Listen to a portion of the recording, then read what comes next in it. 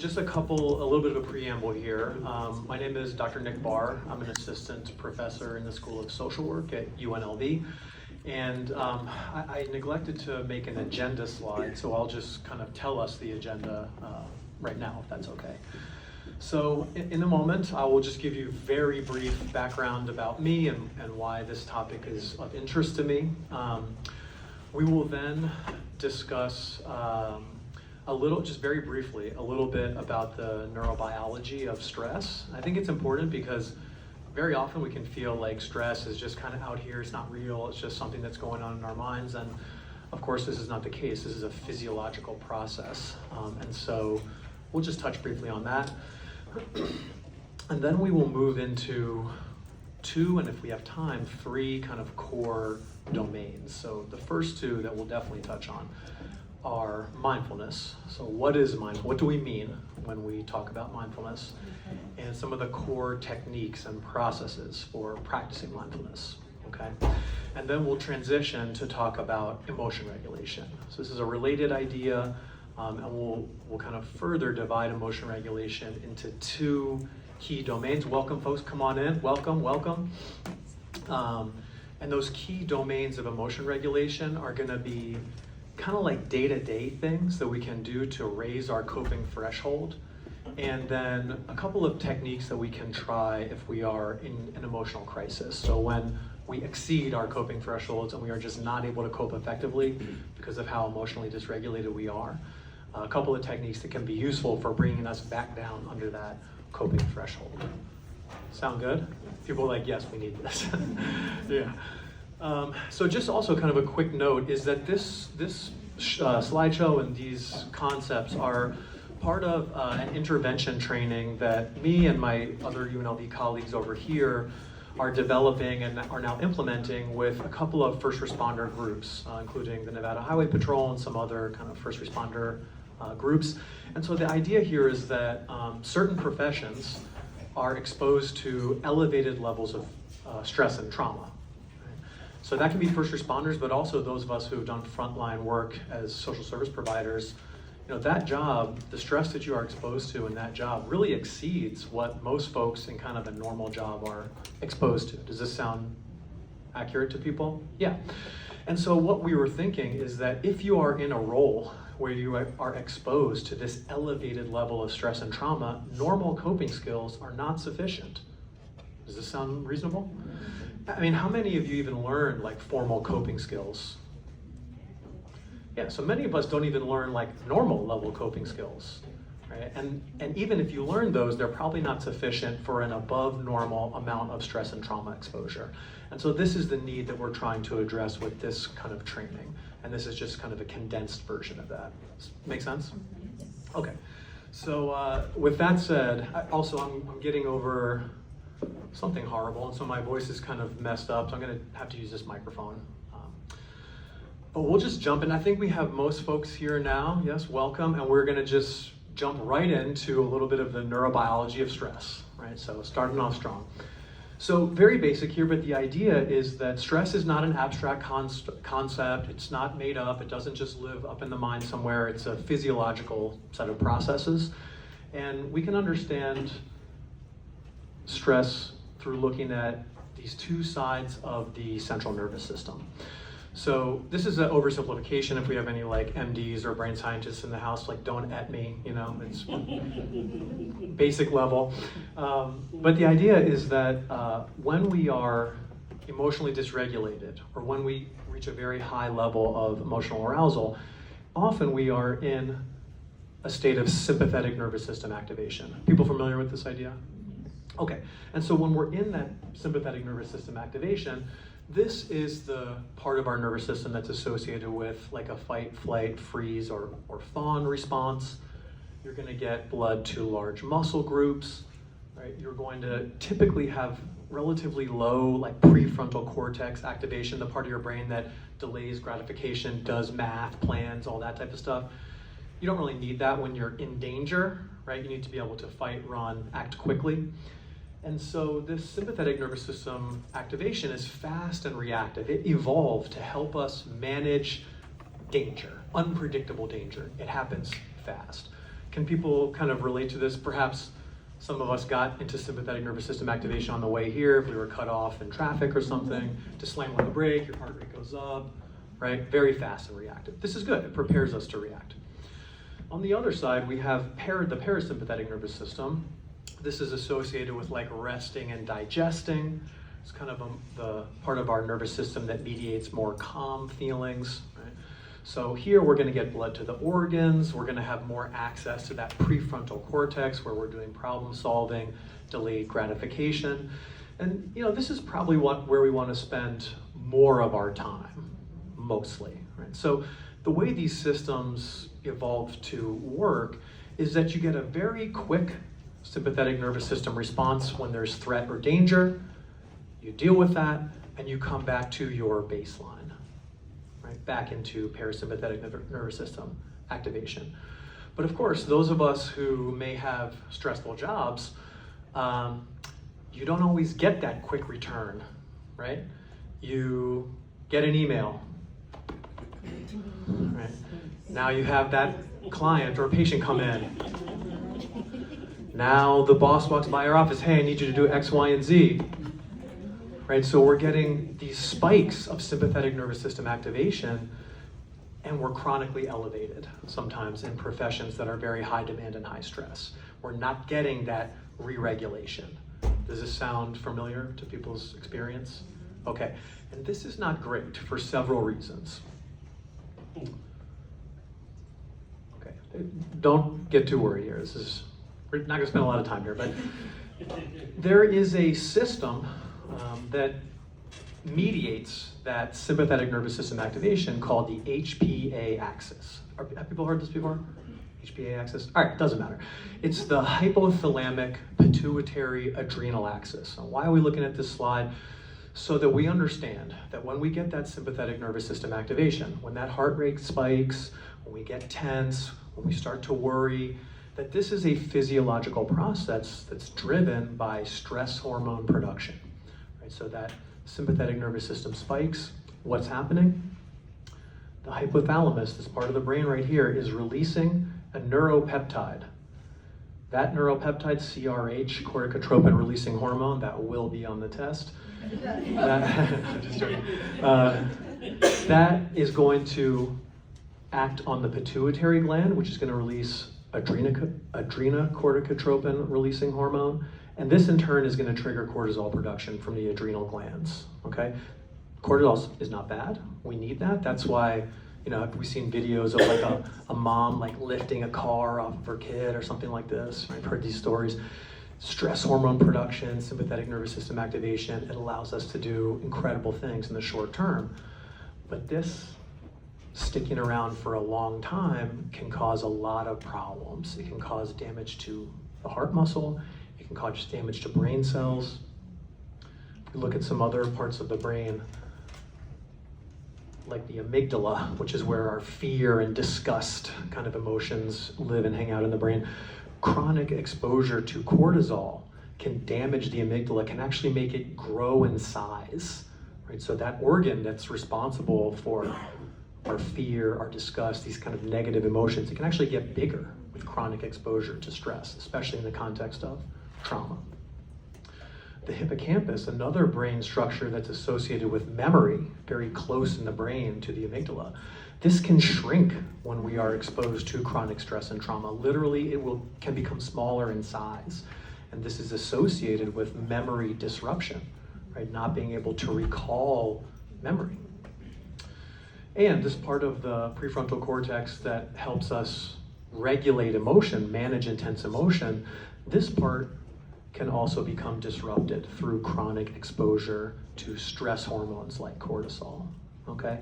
So the point of all this is that when we feel these elevated stressful feelings, what's happening is that we're getting neurotransmitters and hormones released in the body that are preparing us to act.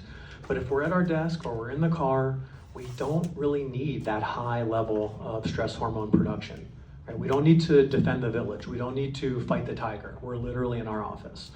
So, yeah. So this machinery that evolved to help us manage existential threats in the environment is still active, but the threats that we're facing are largely symbolic, right? They're largely complex social interactions, demanding job roles.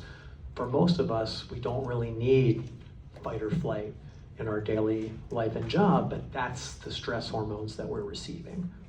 Make sense? Mm-hmm. All right. So, where does mindfulness come in? Well, this stress hormone kind of production and sympathetic nervous system process largely happens outside of our awareness, mostly. Does this sound fair to people? Like, yeah, we might be like, whoa, wait, actually, I'm like hyped up right now, but it takes a little bit of effort to realize that. Like on the day-to-day, you might not know till you get back out to your car and you're like, whoa.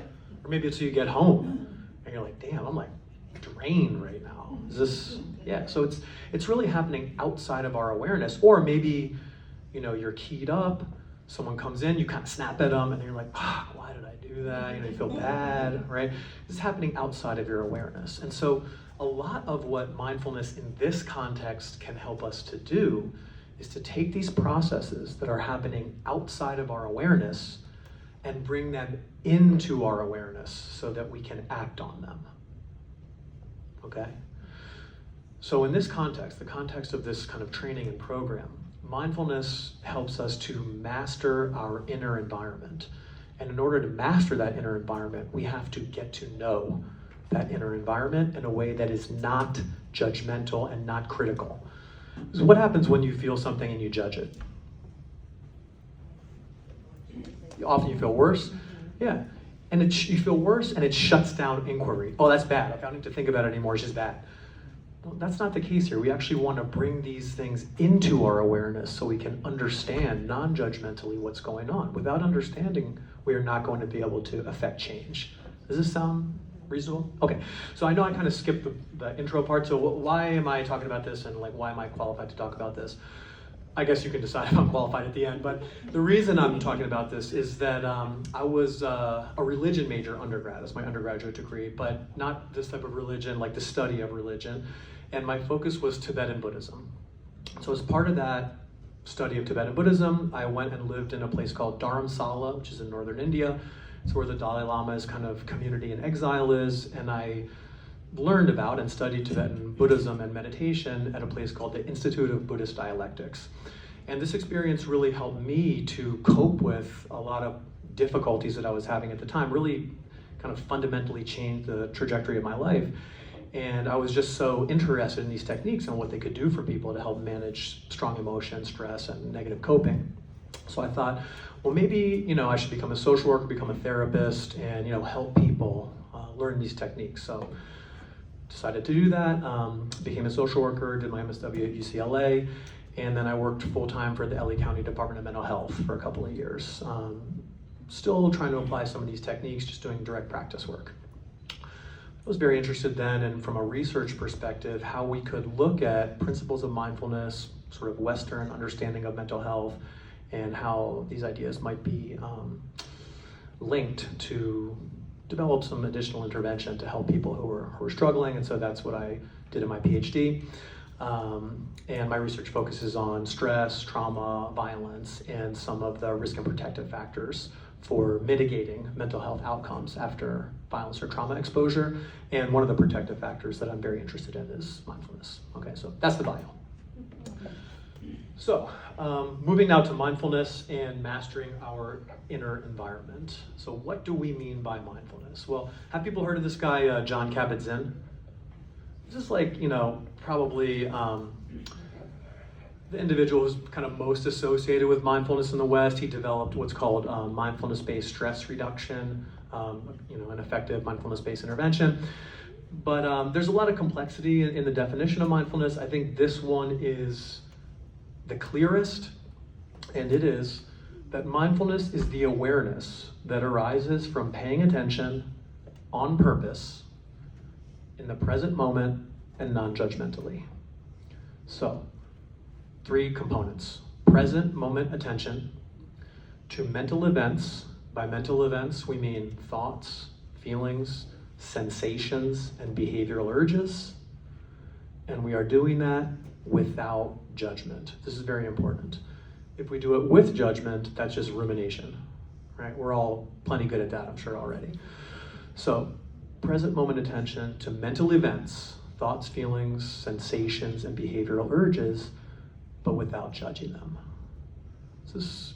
What do people think? Making sense? So far, so good? Okay.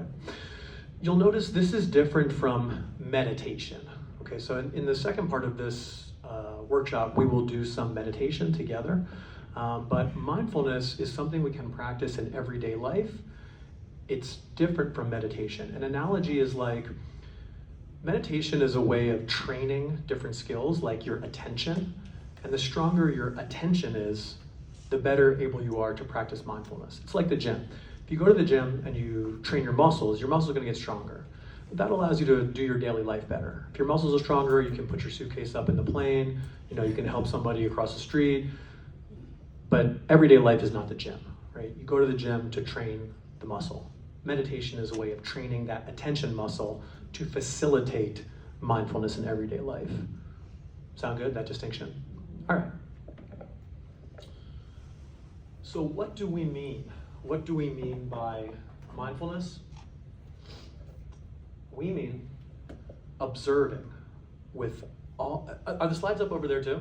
Oh, yeah. Fantastic, all right, great. Okay, so observing, paying attention with all of your focus. This is where that meditation training component comes in, right? The stronger your focus is, the more able to be mindful you are. Now, of course, we live in a world where everyone is trying to diminish the quality of our focus and attention, right? Like, how many of you have been watching TV and you're like looking at your phone also? And you're like, what did I even just watch?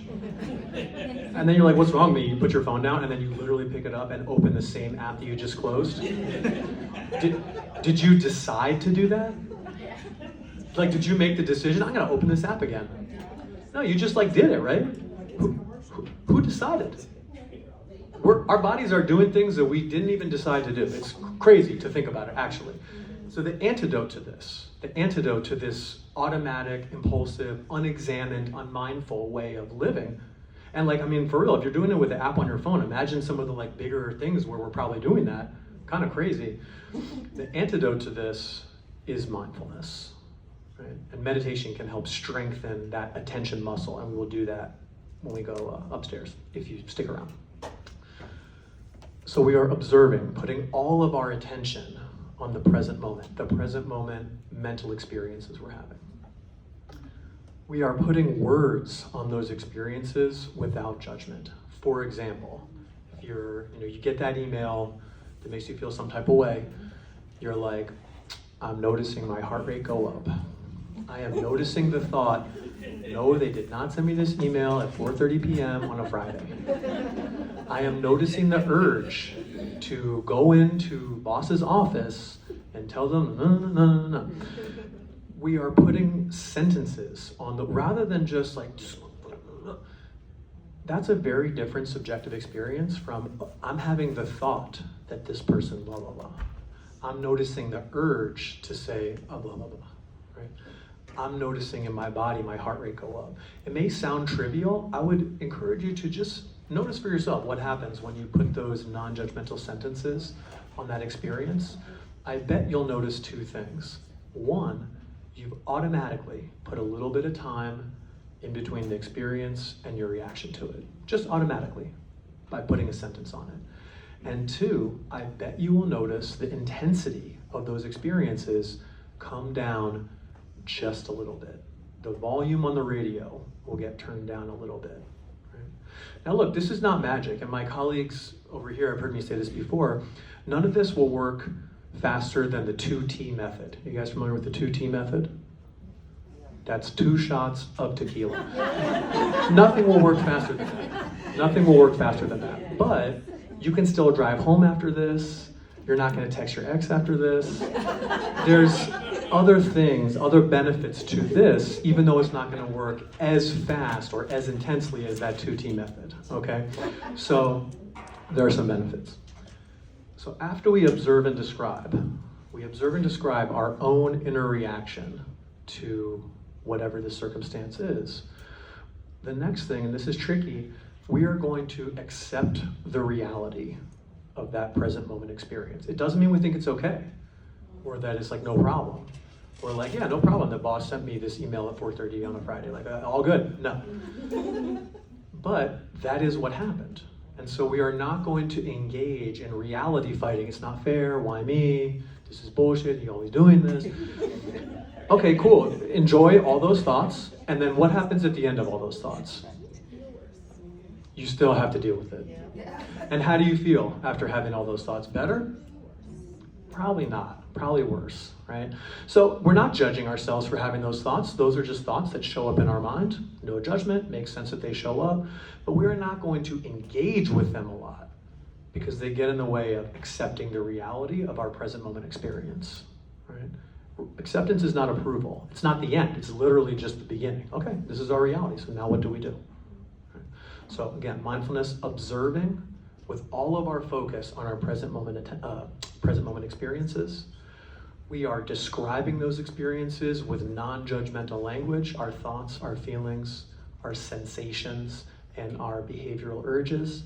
And we are accepting the reality of that present moment experience as a first step, not as the last step.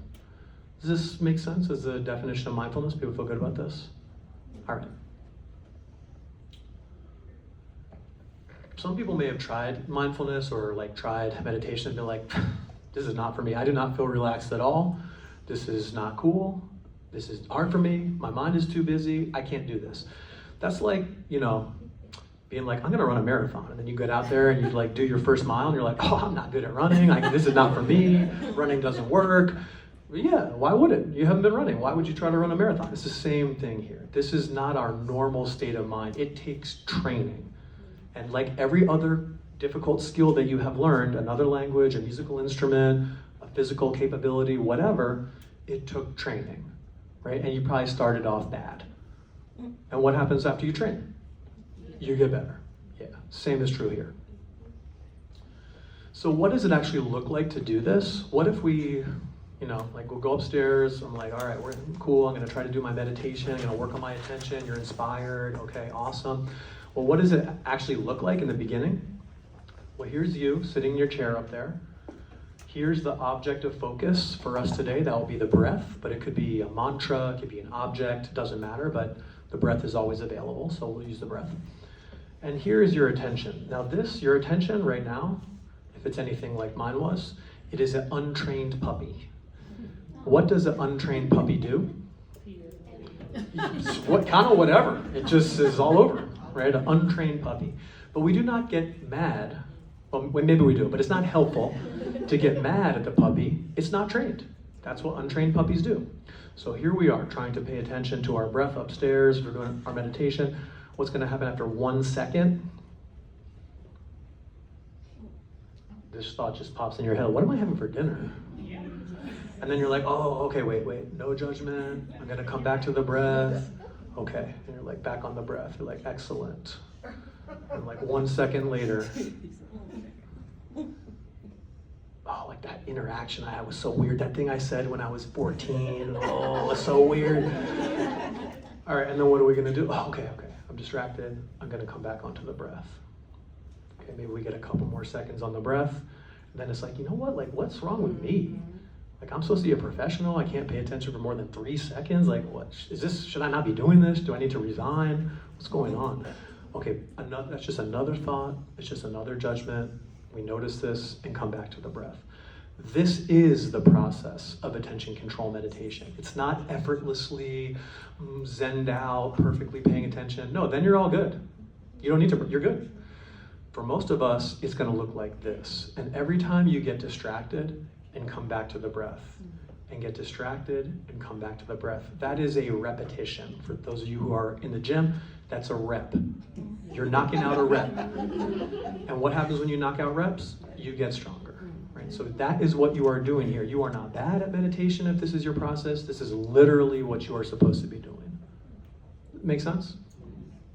And you can see that if you get better at noticing when you're distracted and coming back, noticing when you're distracted and coming back, you are strengthening that capacity to pay attention. And now you can use that capacity to pay attention here in your daily life. You've strengthened it.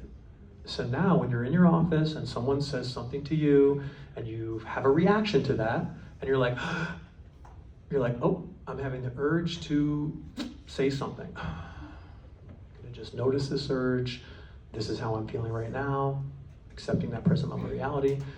But is it gonna help? Maybe not. You're like, okay, thank you for pointing that out. Right? So this is how meditation training can strengthen your ability to be mindful on the day-to-day. Is that connection lining up? Okay. So now, what does this look like? Right? So this is something I like to call the reactivity timeline. And I'm gonna just give the example. Does anybody drive a Cybertruck in here? Any Cybertruck owners? Awesome. Okay, so you get cut off in traffic by a Cybertruck. Maybe it has like a Monster Energy wrap on it, you know? And you're like, it cuts you off, you like slam on your brakes, your coffee spills, right? And that's the stimulus. Slamming on the brakes so the Cybertruck doesn't hit you is the stimulus. What are you gonna notice in your body? Tense, hot, shaky, hands are tight. Yeah, how's your breath? Right, like that. Okay, what emotions or feelings are you gonna have? Emotion words, feeling words. Anger, frustration. Yeah, those ones. Now, what thoughts are you gonna have? There's no children present, so let it rip.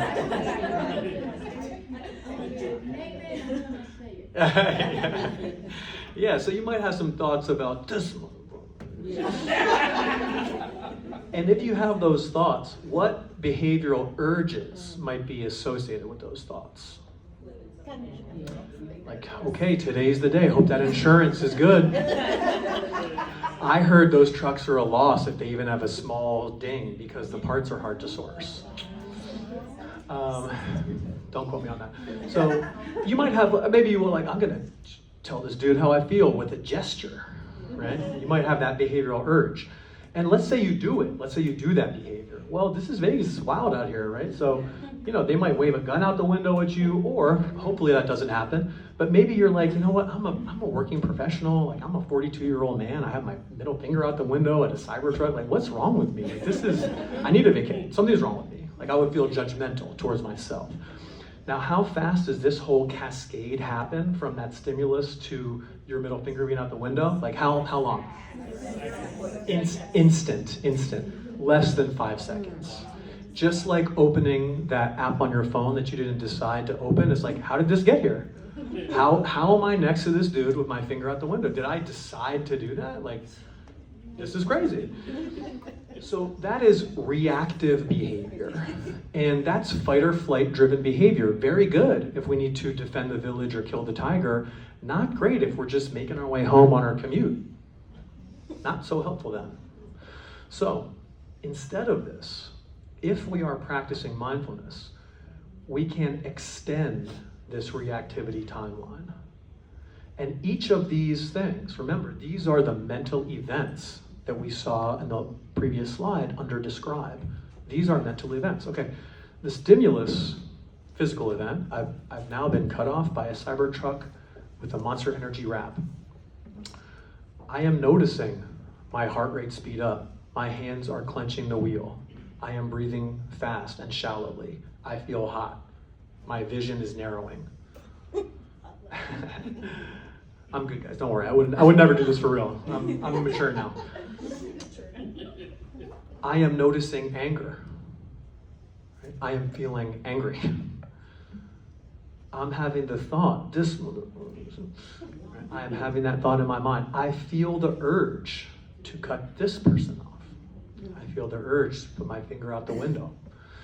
And after doing all this, right, inserting this observe and describe at each of these mental events, you will have the experience that this slowed down subjectively for you in your mind. It will interrupt that automatic behavior. And now you can decide what behavior you want to do. If you decide to put your middle finger out the window, all good. At least you decided that. That was your decision. Right? it's up to you what you want to do. But at least we are empowering ourselves to make the decision and not just react to the stimulus. So in this way, mindfulness helps us to extend our reactivity timeline, reduce the intensity of the feelings and behavioral urges that we have, and make a decision about how we want to respond to them. Does this feel like it might be something people would be willing to try? Yeah, okay, all right. So that is kind of our basics of mindfulness, like what is mindfulness, right?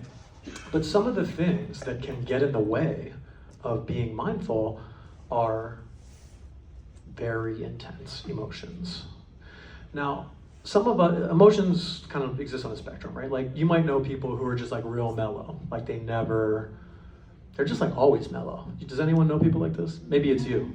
Yeah, where you're just like, I'm a chill person. Then there are those of us on the other side of the spectrum who are like, we run hot, you know? And the engine is hot. And so you just might have bigger emotions than your average bear, right? That just might be you. And if that is the case, that's like driving a Ferrari engine when you first get your driver's license. If you don't learn the skills to manage that engine, you're gonna have problems, right? Now, if you're born with a Honda Civic engine, love the Civic, great car, very reliable, probably not gonna wrap that around a telephone pole. But if you're born with a Ferrari engine and you didn't learn the skills, you're gonna have some accidents, okay? So sometimes when that happens, we kind of think like, oh, emotions are bad. Like emotions may have got you in trouble, or emotional intensity may have got you in trouble, or the people that we work with, right, it might have got them in trouble, and you're like, okay, we gotta shut this down, shut it down, repress the emotion. How is that working for people? If it does work for you, like dope, you don't need to be here, like keep doing it. For most of us, repression does not work well. It puts you in the pendulum. Repression, repression, repression, explode. And then you're like, oh, see, emotions are bad, I can't handle them, better go back to repression. And now you're stuck in this. Right? So instead of that, what we want to do is understand what our emotions are and what they do for us. Well, first of all, emotions are not made up stuff that exists up in the air somewhere. Emotions are real physiological experiences that occur in the brain and body. And those physiological experiences are linked to our psychology, the types of thoughts we have, right? The way we think about and understand feelings. They are linked to our social context and our social experiences, right? So they are not made up. They are not living out over here somewhere. They're complex biopsychosocial phenomenon and processes that deeply affect the way that we behave in the world, okay? And if we are not knowledgeable about these, we're gonna run into trouble. Like how many of us kind of just live right here, right? Like sad, mad, glad, afraid. That's it, that's all I feel, sad, mad, glad, afraid.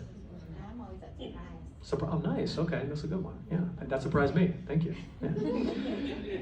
Yeah, so like, the idea here is that we want to fully embrace the richness of our human experience by entering into our emotion, getting to know them better, and that will actually help us to be more mindful and to control our attention more effectively. If we can control attention, we do not need to control emotion. Emotion can be what it is, and we will control our attention, what we pay attention to, and what we do in the context of that emotion. But we don't need to repress and control emotion. Allow it to be there, is the idea. So emotions give us information about the world and ourselves. Like how many, some of this is like a gendered experience, right? Like how many, especially like women in the room, got the message like, don't be mad. Yeah, don't be mad. Right, like you shouldn't be mad. That's not, yeah. Yeah, oh, I don't agree with this. I mean, this is, but maybe that messaging exists in society, right? But what is anger telling you? What information is anger giving you when you feel angry? What is it telling you? Wait until you go outside. You don't like something. Yeah, something has violated your boundaries, right? Something has violated your sense of what is right. Right? That is what anger can communicate to us. Right? What about sadness? What can that communicate to us? You're gonna react. Yeah, for sure you're going to react. Yeah. Well, what does it mean though if you feel sad? What usually is sadness telling us? Yeah, something hurts. Yeah, you may have lost something that's important to you, right?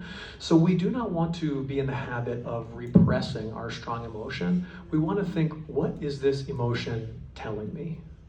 What information is this emotion giving me, right?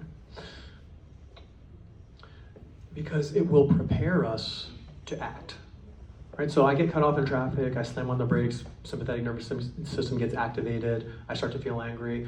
It's like, yeah, I feel like the rules have been broken, right? I'm trying to be chill and a courteous driver and you did this shit.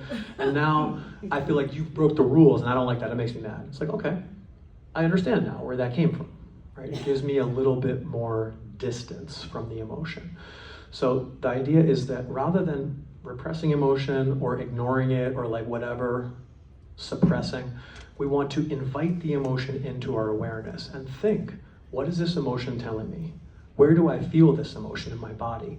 This will actually give us more of a sense of control over our response to that emotion. You buy that? Okay, all right. Okay, actually I'm gonna skip this slide because I want to talk about some of the techniques, okay? So this is a little bit of what emotion does for us, and now the question is, how can we regulate our emotions more effectively, especially if we are in a high demand, high stress job environment? So we got the puppy back again. Puppy is here again.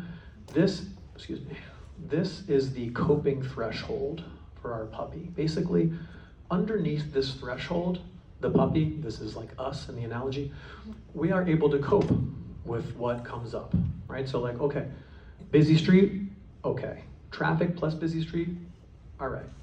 Busy street, traffic, and other dogs, we're getting to the top of that coping threshold. We add something in like a new person, the puppy can no longer cope, it's gonna act out.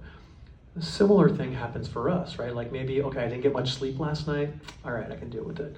Ooh, I missed breakfast, like, okay. Oh, they didn't have my oat milk at the Starbucks today. We're getting close. Now I get in and so is out and I gotta do their work. Like that's it, fuck this shit, I'm out of here. Like I quit. You know, so we all have this coping threshold, right? And there are kind of two ways that we can think about emotion regulation. One is, how do we raise this coping threshold, okay? And also, let me just take a brief aside here. What we're talking about today is like individual solutions for what are often structural problems. And I do not think that it is the individual's responsibility to manage unfair structural problems. That is not at all what I'm about. So just know that in order to lower stress, we also need large-scale structural and institutional change. Like this is actually what we need, but we may have to wait a while for that. So in the meantime, we also better learn these skills is kind of where I'm coming from. Does this feel okay? So what are the things that can help us to raise our coping threshold? Well, there are 4 key domains, okay? And I know people are like, I know about these, right? How many of us know about these? Who's got them dialed in? Yeah, me either, yeah, exactly. So even though we know this is important, very few of us actually have this dialed in. And there's a lot of research to show that these are really critical. No matter how skillful you are, if we are lacking in all of these areas, our coping threshold is going to be low. It's going to be suboptimal. We are biological creatures that require these inputs in order to function adaptively. There's just no negotiating. So I do some research for the US military, and the military spent billions with the B of dollars trying to get service members to perform well with less sleep. How do you think that turned out? Goodbye to those billions of dollars. Now they're spending billions of dollars. How can we get them to sleep better? Because there is no way to function well without sleep. So 1, consistency and quality of sleep. There's no substitute. There's some new research that shows actually that sleeping at least an average of 7 hours can help to prevent development of dementia. So get those Z's, guys. We really need to prioritize this. It's super important. Another one, I'm sure we're familiar with this too, nutrition.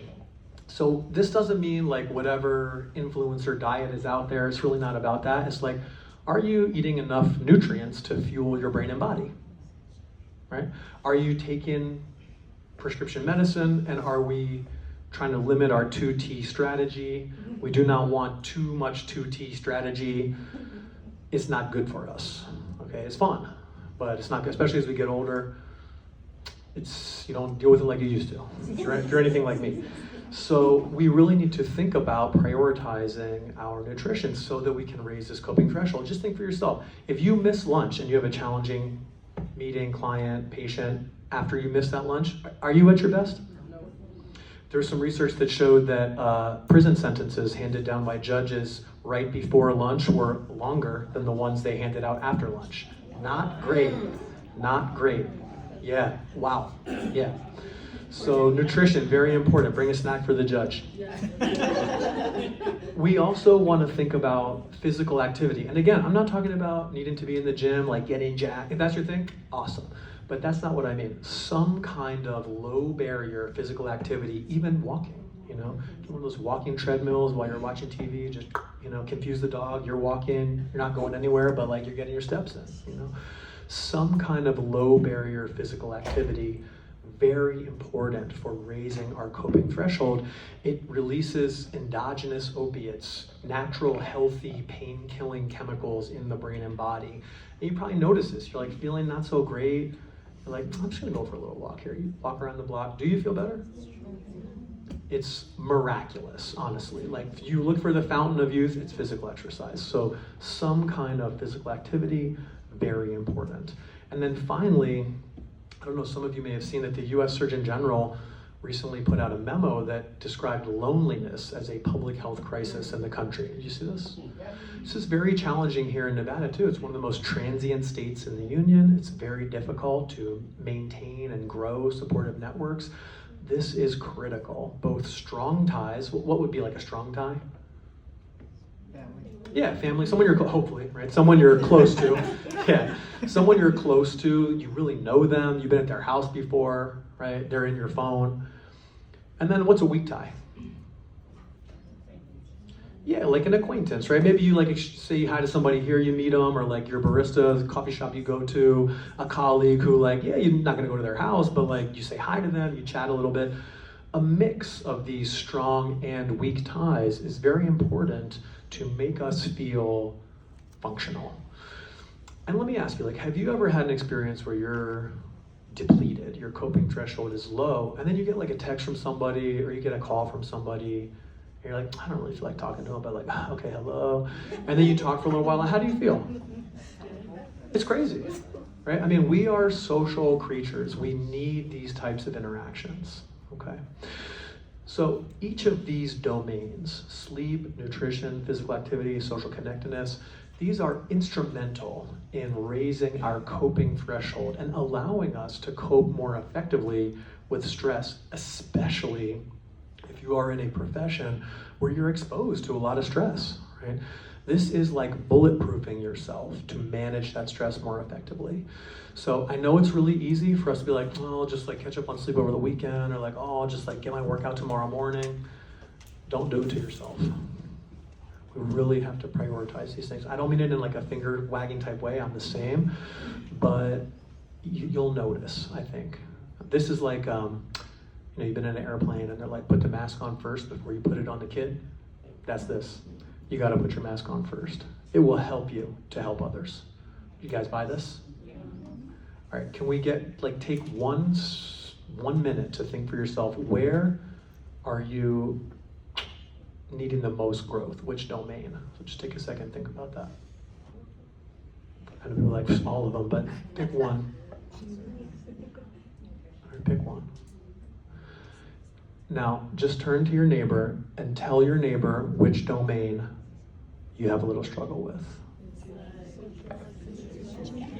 Mine, I think it's social connectedness.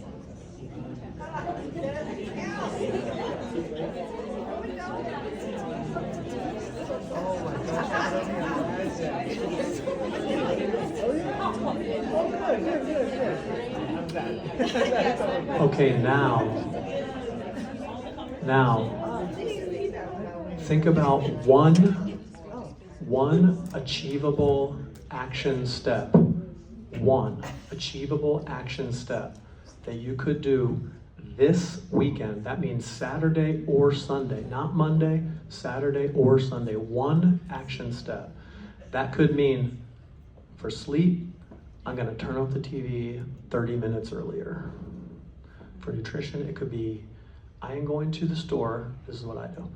I'm gonna get 3 heads of broccoli, and whatever I eat for lunch, I'm gonna steam one of those broccolis and eat some of that broccoli. It's very easy, it takes seconds, and then you feel good about yourself. If it is physical activity, it could be, it's like nice out now, right? It could be, I'm gonna walk around literally just my block one time this weekend.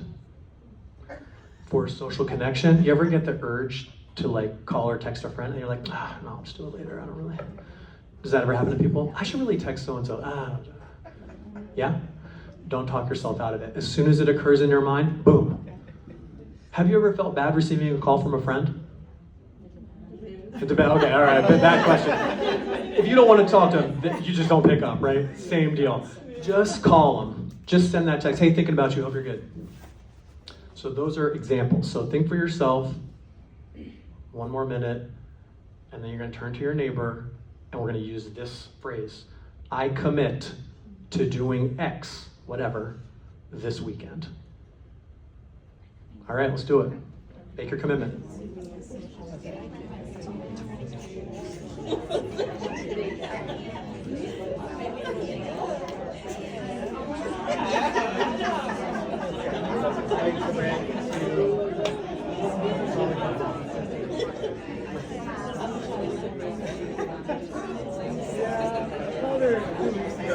Hey, it's been a while.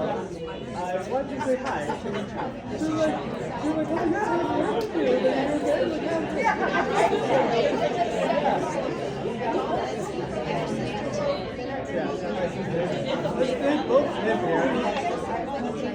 Okay, folks.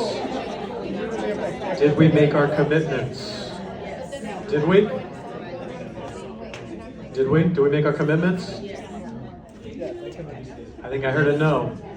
No? Were you resisting? I'm resisting. All right. Well, this is a non-putative environment, so you are not under arrest, but we'll see if we can elicit a commitment later. Maybe when we go upstairs. So, this is how we got to do it. How many of us say things like, I really should eliminate this from your vocabulary, right? I really should means I'm not going to, but I'm going to feel bad about it a little bit to punish myself so I can get away with it. No. If you're not going to do it, let yourself off the hook. It's not important to you to do. No worries. Or, if it is important for you to do, make a plan. Make a day of the week. Make a time of the day. Right? And I'm not saying this like I'm so good at this shit. This is like what I have to do in order to make any kind of change. Right? But I should is I won't, but I'm going to feel bad. Get rid of it. Right? Okay, so this is how we can raise our coping threshold in general. And another way we can go a little deeper, if you like these domains, is to think to yourself, kind of like we did it initially, what are my key vulnerabilities? Right? Where am I really lacking? What is really getting in the way for me? And like for me, like I'm pretty obsessive about getting enough food because if I don't eat, like I literally can't function. So I always have snacks, all that stuff. And like I'm insane about getting my exercise in, otherwise I just can't sleep. So those two I'm good. But sleep, social interaction, these can fall off pretty easily for me, and I do not function that well without those, right? So that is my vulnerability assessment. Those two things lower my coping threshold. If I'm like, I haven't spoken to a human being in 48 hours, like this is probably not good, you know? That makes me less able to manage stress. So what is my coping threshold? What's lowering it? And then we want to cope ahead, especially if you know, hey, you have a tough week coming up, or like, you know, you have a tough client that you're gonna see, you have a challenging environment that you're gonna be in, you're gonna go home for Thanksgiving. I'm sure everyone's family is just super easy and nice to be around, but sometimes you might have that person who's a little difficult. You gotta cope ahead. What are you going to do when they say whatever? No kids yet? What are you going to say? Right? What are you going to say to them? Plan ahead. Planning ahead will help to bring up that emotion in your mind in that moment. You can manage that emotion in that practice session in your mind, and you will be familiar with it when it comes up in real life. You will have already navigated the maze. Right? You will know the exit. So that is coping ahead, right? And in the brain, what actually happens here is if you imagine coping with the stressor, the same neural networks that will be active when the stressor manifests itself in real life, they will be active when you imagine coping with that thing. If you visualize yourself swinging a baseball bat, guess what? The same parts of the brain that are active when you swing a baseball bat are active when you imagine swinging a baseball bat. So you are actually building the networks in your mind that will help you cope with that stressor by coping ahead. Make sense? Mm-hmm. Okay. So that's another way we can use a strategy to kind of lift our coping threshold.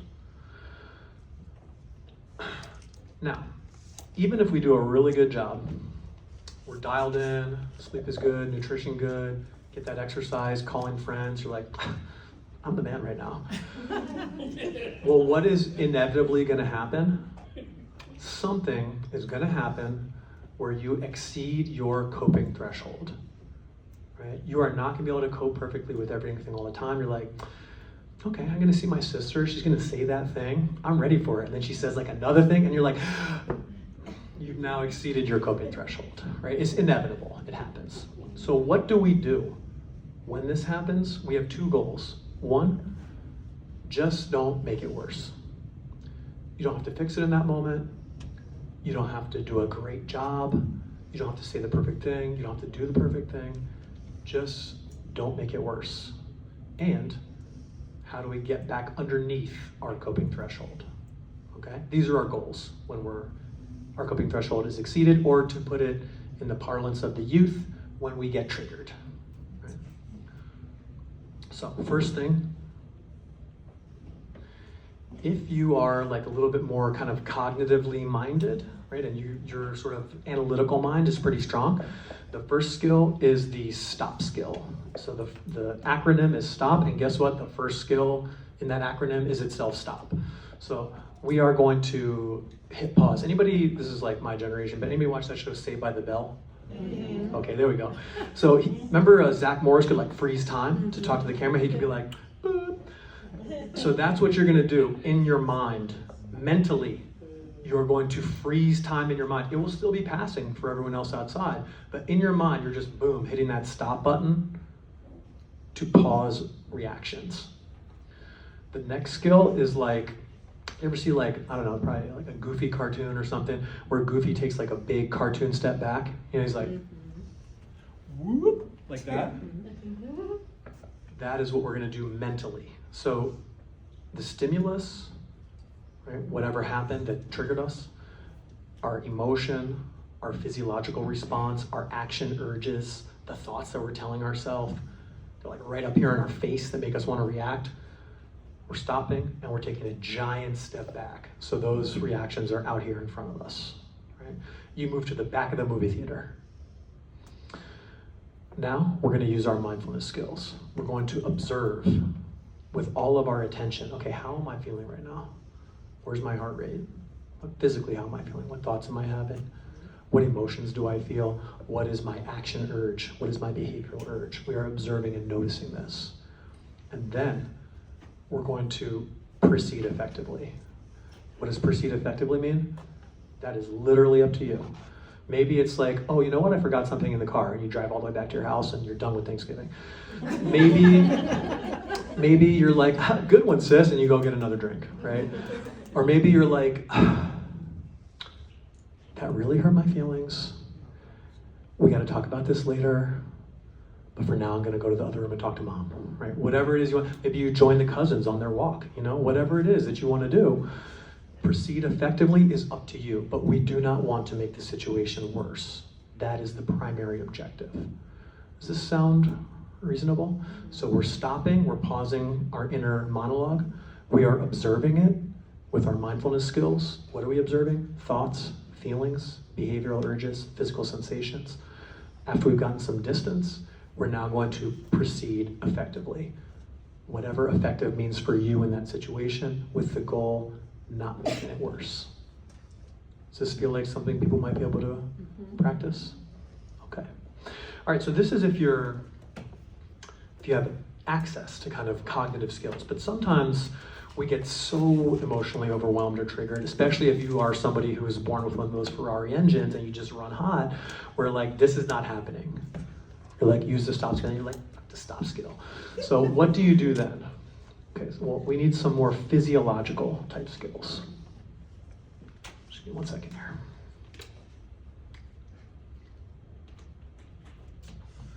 So a little bit more physiological kind of direct action type skill is the TIP skill. It stands for temperature, intense exercise, paced breathing, and progressive muscle relaxation. And if you join us for part 2, we will do a paced breathing exercise in the second part. So what is this? Well, first, temperature management. So if you are feeling, this is most useful for like a hot emotion, like anger. And it's actually a skill that in therapy we teach for people who are self-harming or suicidal. If they feel like they're at risk for self-harming, one thing that can really quickly get you out of sympathetic nervous system activation is running your wrists under cold water. Right? This. Or if that not so cold that you like are going to damage yourself, but cold water. And if you're not getting a response there, you can fill a bowl with cold water and dunk your face in that cold water. And what that will do is activate the dive reflex, makes your body think that you're underwater and you're cold, and it will pull blood out of your extremities and bring it into your organs to help keep you warm. And in that way, it deactivates or downregulates the sympathetic nervous system, right? So it's sort of a physiological trick for helping you get back into a parasympathetic nervous system activation, okay? And if that doesn't work and you're at home and you really need a head change, hop in that cold shower. That'll really, you will feel different. You'll have a new set of problems, but not the ones that you were experiencing before. Right? So temperature, very powerful. Now, intense exercise. So remember, that parasympathetic nervous system, that sympathetic nervous system activation, it evolved to help us deal with short-term threats that needed a physical response. It's optimally going to function like this, boop, and back down again when the threat is gone. But again, we're not defending the village, we're not fighting the tiger, we're like sitting in our chair, like sitting in our car, there's nowhere to go, nothing to do. We want to discharge this physical energy. So if you can do some quick, vigorous exercise, whether that's getting up and walking around the office a few times, walk down the stairs, walk up the stairs, doing your air squats in your seat. Sure, it looks weird to your coworkers, but like they won't mess with you, right? So some kind of physical exercise will help to discharge that energy. Okay, if you have that available to you when you're feeling this. Another one is paced breathing. Okay, so we will do this together in part 2, but just to describe what this is. When you are feeling emotionally dysregulated, angry, frustrated, anxious, how are you breathing? Right? In panic breathing, for anyone who's ever had a panic attack, it might feel like you can't get enough air, right? It's not the case. You're actually not exhaling enough carbon dioxide. So have people seen or done this intervention where you like blow into a paper bag? We do that as a visual check. If we inflate the paper bag, we're exhaling enough carbon dioxide, right? So paced breathing leverages this technique. All that it is prioritizing your exhale. So you're gonna exhale 1 to 3 seconds longer than your inhale. Always being comfortable, right? Most important thing is to breathe comfortably. Don't obsess about how many seconds. If you want to count your in-breaths and then breathe out for a few seconds longer, fantastic. If you don't like counting and it makes you feel too constrained, don't worry about that. Just think to yourself, I want to breathe out a little bit deeper. You can imagine pulling your belly button in towards your spine to make sure you're getting a full exhale. So if you do 10 breaths like this, where you're breathing out for a few more seconds than you breathe in, you will start to feel your emotions regulate a little bit more. And if you do 3 sets of 10, 30 breaths, you will feel more 95% of us will feel more relaxed after doing that. It's a very good technique to do like before bed, if you want to do that. If you're transitioning from work to home or your car, you want to do this breathing. You can do it right now, no one will know. You don't have to close your eyes, it's not meditation. You're just breathing out a little bit longer than you breathe in. This is paced breathing, okay? And then finally, the last P in the tip skill is progressive muscle relaxation. Is anyone familiar with this? People tried this before? No? Okay, so this is a really, really good and powerful skill. If you Google this or put it into YouTube, you will get many different exercises of all lengths. If you want 5 minutes, 20 minutes, 90 minutes, the rest of your life, however long you want it, you will be able to find that on YouTube. But what this is starting from the head or the feet and going down or up. You're going to progressively tense a body part. So let's say we start at the head. We'll tense the face for like 3 to 4 seconds. Not super tight, don't pop a blood vessel, but firmly tense it. And then you're going to relax that body part for a few seconds longer, maybe 5 to 8 seconds, okay? And we're going to progressively do that from our face to our jaw, to our neck, shoulders, chest, arms, all the way down to your feet. And this is a very, very powerful relaxation technique. Really, really good if you're having trouble sleeping, if your mind is racing. Excellent technique to practice. And if we have time, we may try to do this upstairs as well. Okay. So for those of us who maybe don't have access to like our mind when we're really triggered and dysregulated, these skills can be more effective. Do people feel like they would be able to maybe practice one of these if the opportunity came up? Good news is we'll have many practice opportunities in the course of our life. Like for sure, we'll have the opportunity to practice. Right? Okay, so before we move on, we have about 10 minutes here. Oh yeah, let me just do one more of these, and then after this slide, if there's any questions or comments, we'll pause and do that. Okay. So the last skill that we'll talk about is this idea of radical acceptance. And this is a very, very challenging skill. And oftentimes people do not like this skill, okay? But it's extremely powerful. And so what radical acceptance is when we notice that we are fighting in our minds against the reality of our experience, this skill is an antidote so that we can stop that fight and begin to cope effectively with the reality that we are experiencing. Radical acceptance is for very, very difficult experiences that we cannot change. Now, we don't want to radically accept things that are not true, that are judgments in our mind, like, well, I'll just never be happy, I have to radically accept that. No, that's not what we're talking about.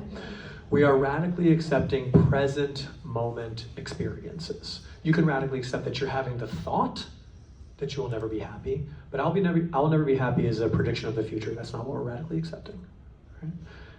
I'm having the feeling of loneliness. You could radically accept that. Right? And the process through which we do this is to first notice that we're fighting reality. What's a good indicator that we're fighting reality? Some thoughts like, this is bullshit, it's not fair, it shouldn't be happening to me, why isn't it happening to them? These types of thoughts, right, are kind of reality fighting thoughts. When we notice that, we want to remind ourselves, this reality cannot be changed, if in fact that's the case, right? Like if we lose someone, for example, right? This reality cannot be changed. Acknowledge the causes and conditions that led to that reality. Meaning, very often we'll have thoughts like, how could this be? It's impossible, it doesn't make any sense. Well, if we look at the causes and conditions, we probably will find a way that it actually does make sense, right? So, an example that's often given is like a child who gets hit by a car and killed. It's like, this is unfair, how could this happen, right? Doesn't make any sense. And what that means really is like, this is horrible and painful. But the stop sign at the road was covered over by a tree. The person driving the car got distracted, from their own kids in the back. ball rode out into the street and the kid went to go grab it. Actually, those causes and conditions do help us mechanically to understand what happened. Of course, it's horrible, but we can understand the causes and conditions that led to that. And in fact, we need to understand those.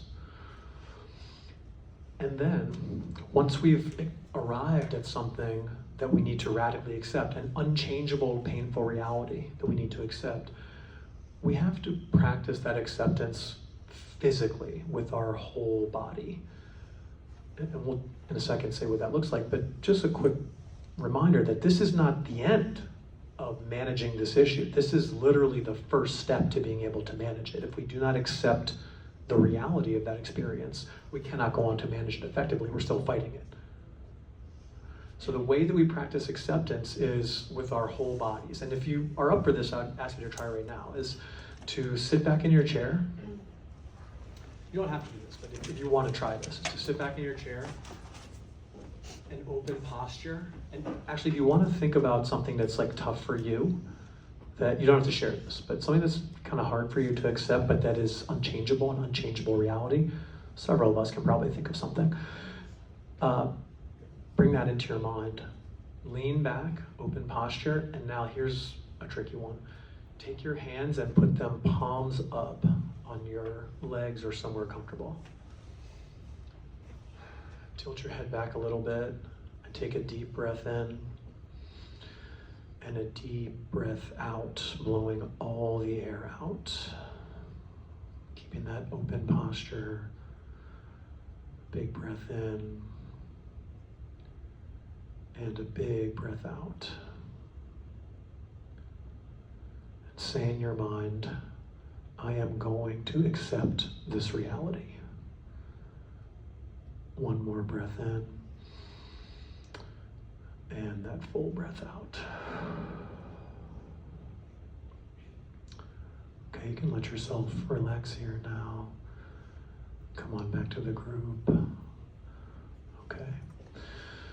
So maybe some of us notice, like, it's not easy to turn your hands open like that, is it? Did anybody feel like, I don't really want to do that? Yeah, it's really pretty remarkable. And so this is how we physically can, mentally is not enough. What we have to, with our bodies, physically, get into a posture of acceptance. Also, radical acceptance is not a light switch. If you are trying to radically accept something very challenging to you, you don't do it once and you're done. You may have to practice this every time that thought comes back up. Right? Every time that thought comes back up, we try to practice this radical acceptance. So, we've talked about basics of mindfulness. We've talked about how to raise our coping threshold and get back under our coping threshold without making things worse when we are triggered or when circumstances exceed our ability to cope. Another component of this intervention, we don't have time to talk about it today, but there's an interpersonal skills component of this intervention as well. Kind of how to apply these principles to the interpersonal context, which is often the most challenging, right? So I'll go ahead and end it there. If we want to stick around, if you want to come upstairs for the next part, we're going to do 3 practice exercises together, pretty brief, and we'll have time for like small group kind of discussion after each of those exercises. That's the way that it'll work upstairs. Any thoughts, comments, questions, concerns, complaints, anything that you want to bring up now? Yes? I was just curious where we can get the interpersonal part you talked about. How could we learn that? So my email is up here on the board. We are interested in building out this intervention. We've had some interest, but I think we could talk about how to make that information available. Yeah, so just go ahead and send me an email. Any other thoughts? Yes? How would you introduce this idea to teens that may or may not, who would like greatly impact them in a positive way with this, but may not want to do it? So there's a couple ways to do this, but I can't remember the guy's name right now, but he developed this intervention called mindfulness-based relapse prevention, which is a like youth kind of teen-focused way of teaching mindfulness. But the core kind of concept that he does is he calls, he uses, instead of saying mindfulness, he uses lion mind and puppy mind, right? So imagine this is like a bone, and I have a puppy here sitting in front of me, and I take the bone, I throw it in the corner. What does the puppy do? Yeah, chases the bone, right? I'm in control of the puppy's behavior. The puppy's not in control of its own behavior. Now, let's say I have a lion sitting here in front of me, and I take this bone, and I throw it in the corner. What does a lion do? Well, it does whatever it wants, right? It decides what it wants to do. And so when we're teaching youth, it's like, hey, which mind do you want to be in, lion mind or puppy mind? Somebody insults you, somebody says something to you on social media, and it makes you flip out and react and blah, blah, blah. You're in puppy mind. You want to be in lion mind, where you decide how you react. And then that's your kind of lead-in. Does that? Yeah, that makes sense. Thank you. Yes. So when we're talking about practicing acceptance, let's say that we're working with a population that has gone through a lot of trauma. Yeah. They're now in a safer place. Right. To be able to accept that they're in a safer place, there's a lock on the door, there's, heat in the room. Would Yeah. that work in that same way, or is it only like accepting negative things? So, I think it's a very good question and complex, right? Like recovery from trauma, if the person has actual PTSD symptoms, I think they need trauma treatment. But even once you've recovered from trauma, if you have chronic long-term trauma and instability, or what in like ICD-11 is complex trauma, 15 sessions of prolonged exposure is not enough. It could take a year or more to physiologically feel safe again. People may have never felt safe. It's a novel feeling to them, right? So I think we cannot rush this process.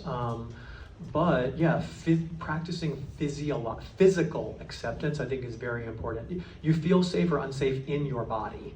And so I think much more emphasis on mind-body interventions or the physiological components of acceptance are going to be critical for this population, right? You're not going to talk them into feeling safe. Yeah. Thank you so much. I know we're at time.